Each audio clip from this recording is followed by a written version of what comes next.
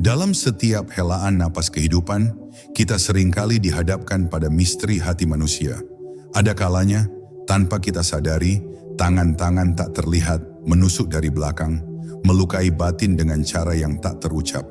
Sebuah bisikan durjana, fitnah yang merayap dalam senyap, atau pengkhianatan yang tak terduga. Rasa sakit itu mungkin terasa begitu dalam, begitu menyesakkan, hingga membuat kita bertanya-tanya, mengapa? Namun di tengah kegelapan yang menyelimuti, ada sebuah kebenaran yang abadi, sebuah janji yang teguh dari Sang Pencipta, bahwa setiap tetes air mata yang jatuh, setiap luka yang menganga, tak akan pernah luput dari pandangannya. Mari kita ikuti perjalanan ini, menyelami makna terdalam dari keadilan ilahi, saat kebenaran menemukan jalannya, dan setiap perbuatan menemukan ganjarannya. Karena sesungguhnya, ketika mereka menyakitimu dalam keheningan, Tuhan mengganjar mereka dengan terang-terangan. Bab 1. Luka yang tak terlihat. Kita semua pernah merasakan pedihnya luka yang tak kasat mata. Sebuah pengkhianatan dari seseorang yang kita percaya, fitnah yang merajalela tanpa kita ketahui sumbernya, atau mungkin pengabaian yang menusuk hingga ke relung jiwa. Luka semacam ini seringkali lebih menyakitkan daripada luka fisik, karena ia merobek kepercayaan, merusak fondasi hubungan, dan meninggalkan bekas mendalam yang sulit terobati. Kadang-kadang, orang-orang yang melukai kita melakukannya secara diam-diam, di balik layar, dengan strategi yang licik dan niat yang tersembunyi. Mereka mungkin tersenyum di hadapan kita, berbicara manis, namun di balik itu, mereka merancang kehancuran, menyebarkan kebohongan, atau merusak reputasi kita tanpa sedikit pun rasa bersalah. Kebisuan mereka dalam menyakiti justru menambah beban penderitaan kita, membuat kita merasa terisolasi dan tidak berdaya. Perasaan dikhianati atau difitnah secara sembunyi-sembunyi dapat mengikis rasa percaya diri dan menimbulkan keraguan yang mendalam terhadap diri sendiri dan orang lain. Kita mungkin mulai mempertanyakan apakah kita terlalu naif, terlalu percaya, atau terlalu terbuka. Lingkaran setan keraguan ini bisa menjebak kita dalam jurang keputusasaan, membuat kita sulit untuk kembali bangkit dan menatap masa depan dengan optimisme. Dalam situasi seperti ini, sangat wajar jika kita merasa marah, kecewa, atau bahkan putus asa. Naluri alami kita mungkin mendorong untuk membalas, untuk membeberkan kejahatan mereka, atau untuk mencari keadilan dengan cara kita sendiri. Namun justru disinilah letak ujian terbesar, yaitu bagaimana kita merespons rasa sakit itu tanpa harus kehilangan jati diri kita yang sebenarnya. Meskipun luka itu tak terlihat, dampaknya terasa nyata dalam setiap aspek kehidupan kita. Produktivitas menurun, hubungan sosial terganggu, dan ketenangan batin menjadi barang langka. Penting untuk mengakui rasa sakit ini, memberikan ruang untuk merasakannya, namun pada saat yang sama, tidak membiarkannya menguasai seluruh pikiran dan hati kita, karena ada kekuatan yang lebih besar yang akan bekerja. Bab 2. Mengapa mereka melakukan itu? Pertanyaan yang sering muncul setelah disakiti adalah, mengapa? Mengapa seseorang dengan sengaja memilih untuk menyakiti orang lain, apalagi secara sembunyi-sembunyi? Jawabannya seringkali kompleks dan berakar pada berbagai motivasi gelap yang tersembunyi di balik topeng kemunafikan. Rasa iri hati, dengki, atau ketidakmampuan menerima kesuksesan orang lain adalah motif umum yang mendorong tindakan merugikan. Tak jarang, mereka yang menyakiti diam-diam memiliki masalah dengan harga diri mereka sendiri. Mereka mungkin merasa tidak aman, kurang mampu, atau tertinggal, sehingga satu-satunya cara bagi mereka untuk merasa lebih baik adalah dengan menjatuhkan orang lain. Dengan merendahkan atau merusak reputasi orang lain, mereka berharap bisa mengangkat diri mereka sendiri, meskipun itu hanya ilusi sesaat. Ambisi yang tidak terkendali juga bisa menjadi pemicu utama. Dalam persaingan yang ketat, baik dalam pekerjaan, bisnis, atau bahkan dalam lingkungan sosial, beberapa individu mungkin merasa perlu untuk menyingkirkan saingan dengan cara yang tidak etis. Mereka melihat orang lain sebagai ancaman terhadap tujuan mereka, dan oleh karena itu, mereka menggunakan taktik kotor untuk mencapai puncak tanpa memedulikan etika atau moralitas. Ketakutan akan kehilangan kendali atau posisi juga bisa mendorong seseorang untuk bertindak licik. Ketika mereka merasa terancam bahwa orang lain mungkin mengambil alih apa yang mereka miliki atau kuasai, mereka mungkin akan menggunakan cara-cara yang manipulatif untuk mempertahankan dominasi mereka. Manipulasi ini seringkali dilakukan secara terselubung agar tidak terdeteksi oleh korban atau lingkungan sekitar. Terakhir, ada juga faktor gangguan kepribadian tertentu seperti narsisme atau psikopati, di mana individu tidak memiliki empati atau penyesalan terhadap tindakan mereka. Mereka melihat orang lain sebagai objek yang bisa dimanipulasi untuk keuntungan pribadi, dan mereka tidak ragu untuk menyakiti siapapun yang menghalangi jalan mereka. Memahami motif ini, meskipun tidak memaafkan, dapat membantu kita melepaskan diri dari beban emosional dan fokus pada penyembuhan diri. Bab 3. Kekuatan diam dan kesabaran. Ketika disakiti secara diam-diam, respons pertama kita mungkin adalah ingin berteriak, membela diri, atau bahkan membalas. Namun, ada kekuatan luar biasa dalam memilih untuk diam dan bersabar. Diam bukan berarti kalah atau menyerah, ia adalah sebuah strategi yang memungkinkan kita untuk mengamati, merenung, dan membiarkan kebenaran berbicara pada waktunya. Kesabaran adalah kunci utama dalam menghadapi situasi semacam ini. Proses keadilan ilahi tidak selalu secepat yang kita inginkan, tetapi ia selalu pasti. Dengan bersabar, kita memberi ruang bagi alam semesta untuk mengatur ulang keseimbangan dan bagi kebenaran untuk perlahan-lahan terungkap dengan sendirinya, tanpa perlu kita memaksakan. Membalas dendam atau terpancing emosi hanya akan menguras energi kita dan membuat kita terperangkap dalam lingkaran negatif yang tidak berujung. Sebaliknya, dengan menjaga ketenangan batin, kita mempertahankan integritas diri dan menunjukkan kekuatan karakter yang jauh lebih besar daripada para pelaku yang bersembunyi di balik bayangan. Ketenangan dalam menghadapi cobaan juga merupakan cerminan dari keyakinan kita pada keadilan yang lebih tinggi. Kita percaya bahwa ada kekuatan yang lebih besar yang mengawasi segala sesuatu dan bahwa tidak ada satupun perbuatan baik atau buruk yang akan luput dari perhitungan. Keyakinan ini memberikan kedamaian di tengah badai dan kekuatan untuk terus melangkah maju. Dengan memilih untuk diam dan bersabar, kita juga melindungi diri kita dari dampak negatif amarah dan kebencian. Emosi-emosi ini dapat merusak kesehatan fisik dan mental kita sendiri, bahkan lebih dari luka yang disebabkan oleh orang lain. Oleh karena itu, kesabaran adalah bentuk perlindungan diri yang paling efektif.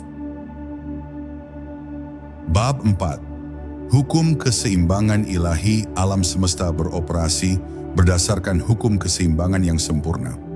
Setiap tindakan, baik yang terlihat maupun yang tersembunyi, menciptakan riak yang pada akhirnya akan kembali kepada pelakunya.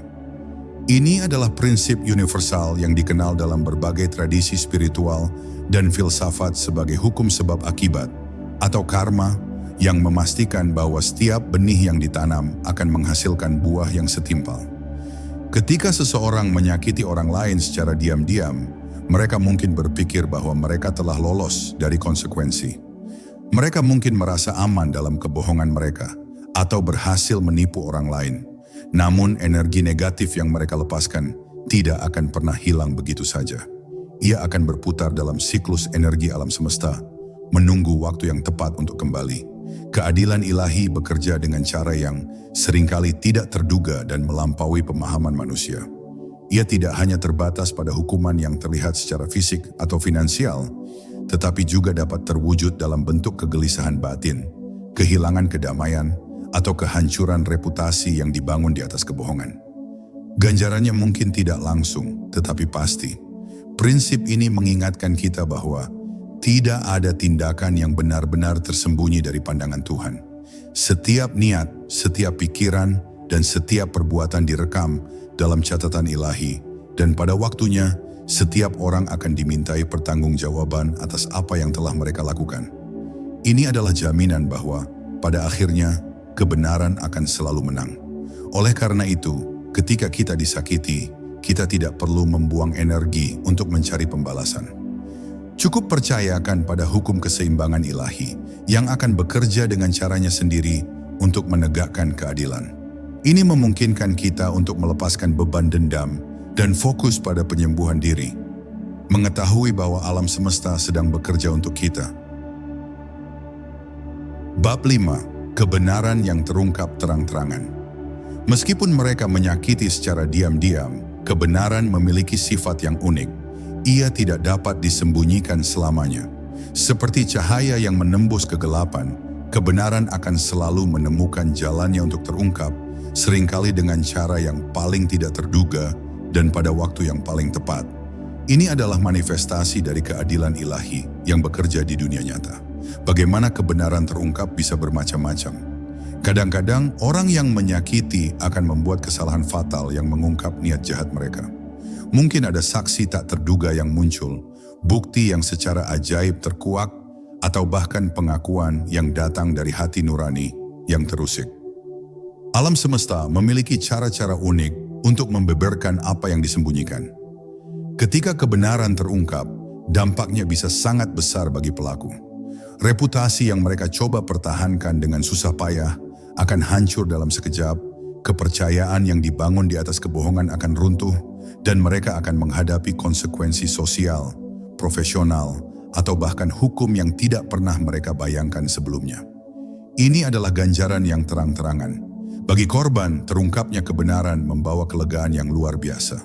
Beban yang selama ini dipikul akan terangkat, keraguan yang menyelimuti akan sirna, dan mereka akan mendapatkan pembenaran atas rasa sakit yang mereka alami. Ini adalah momen validasi yang mengembalikan martabat dan kehormatan yang sempat dirampas.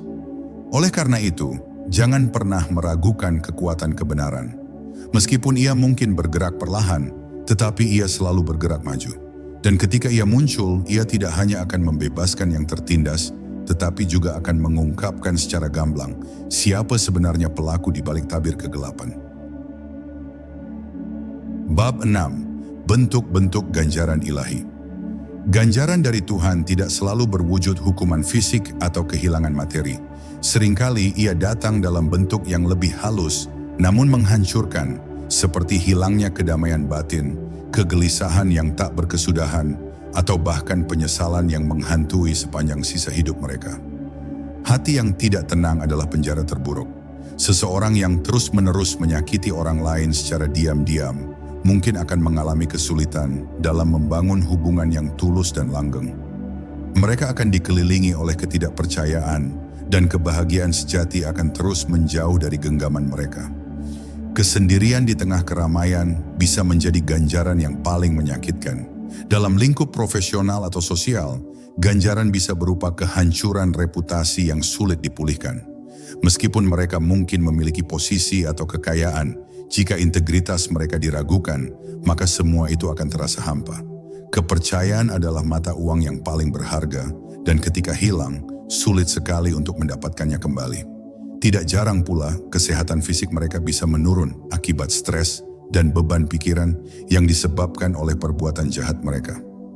Gangguan tidur, penyakit kronis, atau penurunan vitalitas bisa menjadi manifestasi fisik dari ketidakseimbangan energi negatif yang mereka ciptakan. Tubuh dan pikiran saling terkait erat dalam memanifestasikan konsekuensi. Pada akhirnya, ganjaran terbesar adalah jauhnya mereka dari rahmat dan keberkahan ilahi. Hidup mereka mungkin terlihat sukses di permukaan, tetapi di dalamnya mereka merasakan kekosongan yang tak terisi. Ini adalah bentuk ganjaran yang paling mendalam, yang menunjukkan bahwa kebahagiaan sejati hanya dapat ditemukan dalam kebenaran dan kebaikan. Bab 7. Melepaskan beban dendam. Ketika kebenaran mulai terungkap dan ganjaran bagi para pelaku mulai terlihat, ada godaan besar untuk merasakan kepuasan yang mendalam dan bahkan keinginan untuk melihat mereka menderita lebih jauh. Namun salah satu langkah terpenting dalam proses penyembuhan kita adalah melepaskan beban dendam. Dendam adalah rantai yang mengikat kita pada masa lalu dan mencegah kita untuk bergerak maju. Memegang dendam sama seperti meminum racun dan berharap orang lain yang mati. Ia akan terus menggerogoti hati kita, meracuni pikiran, dan menghalangi kita untuk merasakan kedamaian sejati. Meskipun kita telah disakiti, kita memiliki pilihan untuk tidak membiarkan rasa sakit itu mendefinisikan siapa diri kita atau mengendalikan emosi kita. Melepaskan dendam bukan berarti memaafkan perbuatan mereka atau melupakan rasa sakit yang mereka timbulkan. Ini berarti membebaskan diri kita dari cengkeraman emosi negatif yang merusak. Ini adalah tindakan proaktif untuk melindungi kesehatan mental dan emosional kita sendiri, dan untuk memprioritaskan kedamaian batin di atas keinginan untuk membalas. Ketika kita melepaskan dendam, kita membuka ruang dalam hati kita untuk hal-hal yang lebih positif, cinta, kebahagiaan, dan pertumbuhan. Kita memfokuskan energi kita pada penyembuhan diri, pada pembangunan kembali kepercayaan, dan pada pencarian kebahagiaan yang berasal dari dalam, bukan dari penderitaan orang lain. Ini adalah langkah krusial dalam perjalanan kita menuju kebebasan sejati. Dengan melepaskan beban dendam, kita tidak hanya memberikan kesempatan pada diri kita untuk pulih, tetapi juga menegaskan bahwa kekuatan spiritual kita jauh lebih besar daripada rasa sakit yang pernah mereka timbulkan. Kita memilih untuk menjadi korban yang bangkit, bukan yang terperangkap dalam kepahitan. Bab 8. Fokus pada penyembuhan diri. Setelah menghadapi pengkhianatan atau fitnah, fokus utama kita harus beralih ke proses penyembuhan diri. Ini adalah perjalanan yang personal dan membutuhkan waktu, kesabaran, serta komitmen yang sungguh-sungguh. Penyembuhan dimulai dari pengakuan bahwa kita terluka dan dari kesediaan untuk merasakan emosi tersebut tanpa menghakiminya. Proses penyembuhan melibatkan penerimaan atas apa yang telah terjadi, bukan menyangkal atau melarikan diri dari kenyataan. Dengan menerima, kita bisa mulai memproses rasa sakit, memahami dampaknya, dan secara bertahap melepaskan cengkeramannya. Ini adalah langkah pertama menuju pelepasan dan kebebasan emosional. Mencari dukungan dari orang-orang terdekat, seperti keluarga atau teman, sangat penting. Berbagi cerita dan perasaan dengan mereka yang kita percaya dapat memberikan perspektif baru dan rasa dukungan yang dibutuhkan. Jika perlu, jangan ragu untuk mencari bantuan profesional, seperti konselor atau terapis, yang dapat membimbing kita melewati proses ini dengan lebih efektif. Praktik spiritual dan mindfulness juga dapat sangat membantu dalam proses penyembuhan. Meditasi, doa, atau refleksi diri dapat membantu menenangkan pikiran yang gelisah, memulihkan energi yang terkuras, dan mengembalikan rasa kedamaian batin. Ini adalah waktu untuk kembali terhubung dengan diri sendiri dan menemukan kekuatan dari dalam. Penyembuhan bukanlah garis lurus. Akan ada hari-hari di mana kita merasa lebih baik dan hari-hari di mana rasa sakit kembali datang. Yang terpenting adalah terus bergerak maju, merayakan setiap kemajuan kecil dan tidak menyerah pada proses ini. Dengan fokus pada penyembuhan diri, kita membangun kembali kekuatan dan ketahanan, siap untuk menghadapi masa depan dengan lebih bijak. Bab 9. Hikmah di balik cobaan. Setiap cobaan yang kita alami, termasuk disakiti secara diam-diam, menyimpan hikmah dan pelajaran berharga yang dapat membentuk kita menjadi pribadi yang lebih kuat dan bijaksana. Meskipun rasa sakit itu nyata, ada pelajaran tersembunyi yang dapat kita gali jika kita bersedia melihatnya dari sudut pandang yang berbeda. Salah satu hikmah terbesar adalah kemampuan untuk mengenali karakter sejati orang lain. Pengkhianatan seringkali berfungsi sebagai topeng yang jatuh, memperlihatkan wajah asli seseorang yang mungkin selama ini tersembunyi. Ini adalah pelajaran berharga yang mengajarkan kita untuk lebih berhati-hati dalam menaruh kepercayaan di masa depan dan untuk lebih peka terhadap tanda-tanda peringatan. Cobaan ini juga dapat memperkuat ketahanan diri dan resiliensi.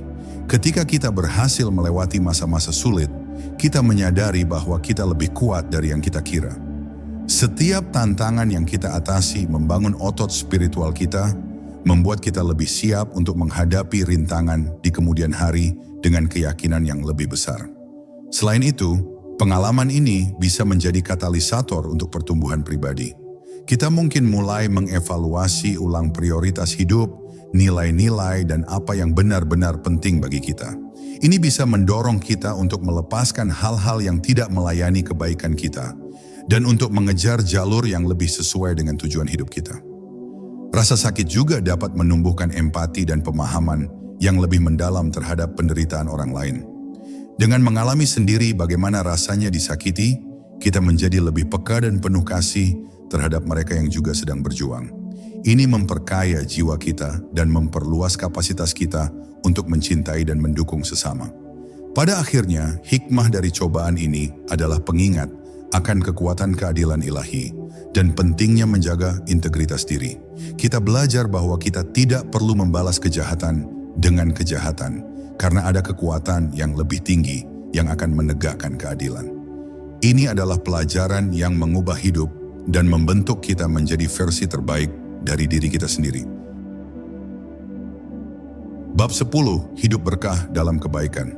Setelah melalui badai dan menemukan kembali kedamaian, saatnya untuk menjalani hidup yang penuh berkah dengan senantiasa memilih kebaikan.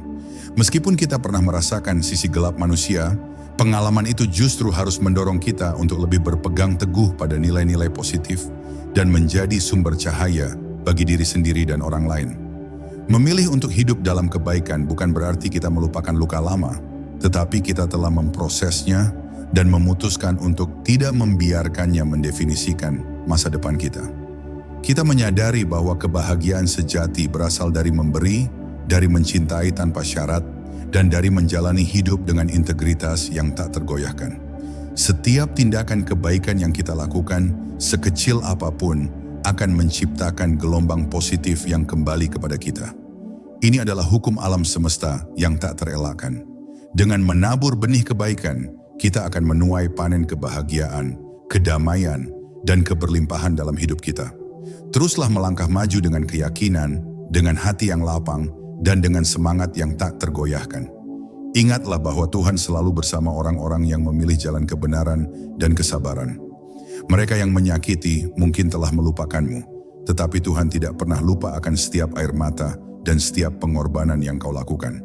Pada akhirnya, hidup yang penuh berkah adalah hidup yang dijalani dengan kesadaran akan keadilan ilahi, di mana setiap perbuatan baik akan diganjar dan setiap perbuatan buruk akan menemukan konsekuensinya.